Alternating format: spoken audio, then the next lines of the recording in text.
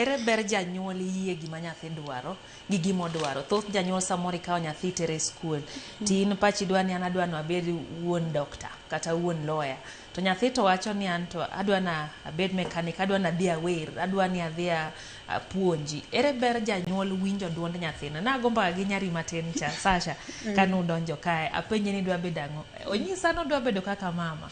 Mama no nyiso ni embe chunye osechako gombo gino, in ni kawe ir baba, en odwa kawe ir, chal ni gini dhi bedo rembu. Lakini ere ber janyuol yie gima nyathi dwaro?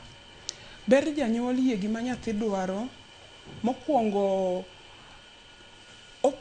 iko nyathini, ibugo tiende. Ng'eni mondo cham kata bando kipidho, ka in gi kodhi, inyalo bedo gi kodhi, to idwaro gimoro more than kodhi. Tang'o ma kodhi ni dwaro? Kodhi ni odwaro mbolea, odwaro lowo maler, odwaro puodho molos maler.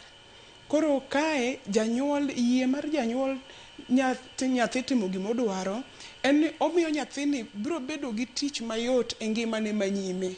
Nikech sama in kode to in kode ka, ibiro chuna ni mondo ang' adhi abed daktari. To mano kama pacha ne onge. Abiro timo nikech janyuol no wacho.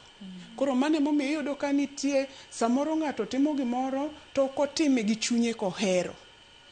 To ka nyathi oyiero gimodwaro timo, ma janyuol osapote, ng'eni ok en janyuol emotim, ok otimo ne ber kende, to timo ne nyathini ber nikech oloso ne ngimane mambele.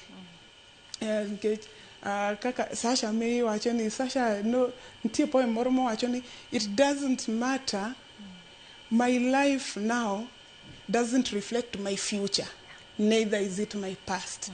Koro sama in gi nyathi sano, ilose kaito mbele ne kachacha nitie gima iloso ne maber. Omiyo Baba Polycarp kaka nobuga nyaka sani, an kata kama antie awacho ni industry moto industry ni kawuoke, to okage ni adhi kanye kanye kare ka